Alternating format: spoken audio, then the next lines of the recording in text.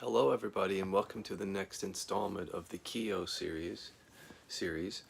KIO stands for Kiloby Inquiries Online, but it's also an entity that we've created to bring forth this work in a video format.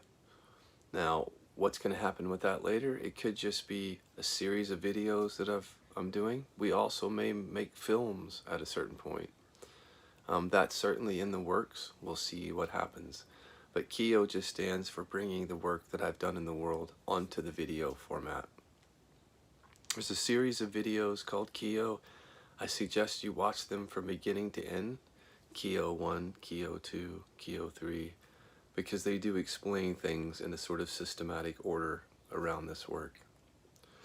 Today we're going to talk about simple inquiry. Simple inquiry, just like most of these tools, were developed either at the Kiloby Center for Recovery, which is our treatment center in Rancho Mirage, California, or at our residential center called the Natural Rest House in La Quinta, California. Or they were designed or developed before that as we worked with people online before we opened treatment centers. We developed many of these tools to simplify inquiry and make it accessible to anyone. We try to take the sort of the complicatedness out of certain inquiry methods and just, again, simplified it down. And one of the best examples of simplifying it down is something that we developed called simple inquiry. It's very simple, actually. It's also very effective for many people. So simple inquiry is a matter of, as you saw me talk about in the last video, undoing the Velcro effect. One way that gets done is when a thought arises in the form of words or pictures, if we just rest as those thoughts and rest with those thoughts and just let them be there in awareness, not identified with them, just letting them come through and witnessing or noticing, those thoughts can sometimes dissolve on their own naturally without any force or will. And when they do, we invited you in that inquiry, in that video, to come down and feel without words and pictures on the feeling or sensation, and just to rest with that directly from awareness. And we said that when we do that, and we rest with the sensation or emotion, if it naturally dissolves itself, that has an effect on the thoughts that we were experiencing, because we've undone that connection of body to mind. Right? What we noticed at the Kiloby Center, for example, which is where we develop simple inquiries, that not everyone could witness in that way. A lot of the tools that I'm going to show you have to do with dealing with clients who had no background in mindfulness or awareness or non-dual teachings, and so they had trouble or difficulty simply being aware of thoughts, letting those thoughts naturally dissolve and coming into the body. Their experience was overwhelmed by the Velcro effect, in other words. The Velcro effect being the connection between thoughts and what we feel in the body. So we had to devise a simple inquiry that would help them undo that Velcro effect, especially in times when they were very triggered.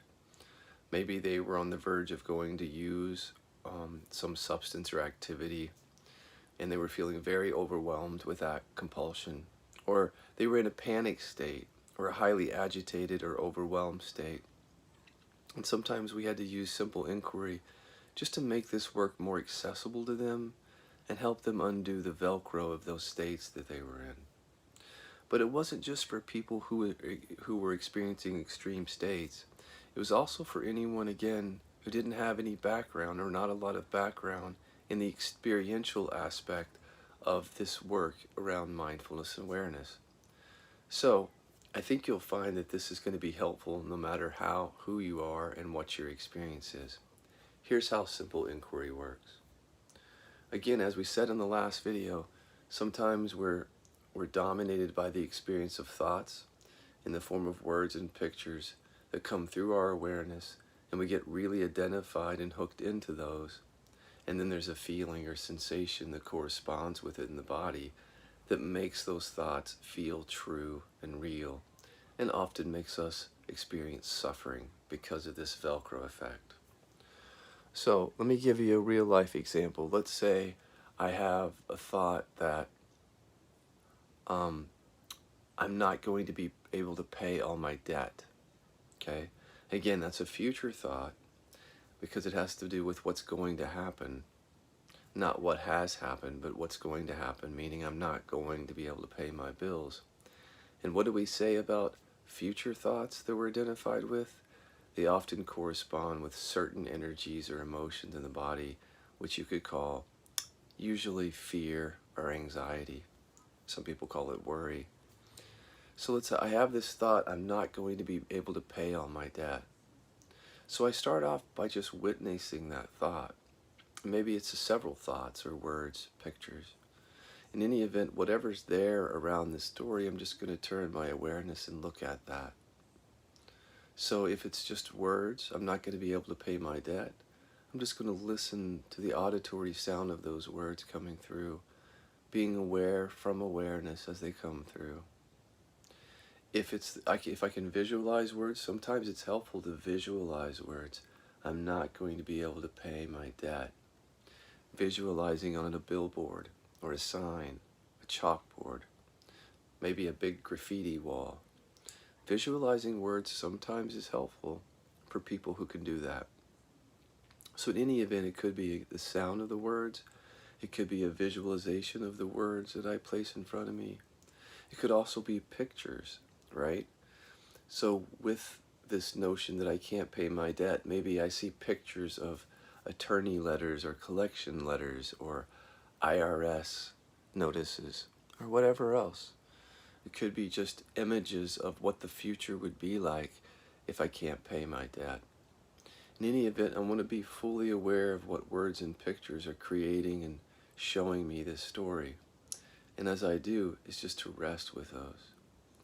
Again, to see them, whether it's just one or a series of images or words or a collage, really resting with those and seeing them first.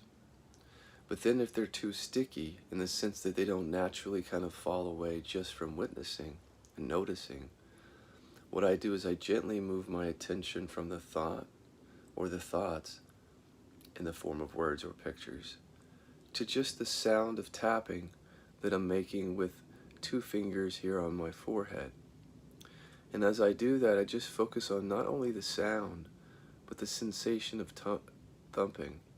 Because that's giving me a shift away from these thoughts and into something simpler, which is this sound and sensation.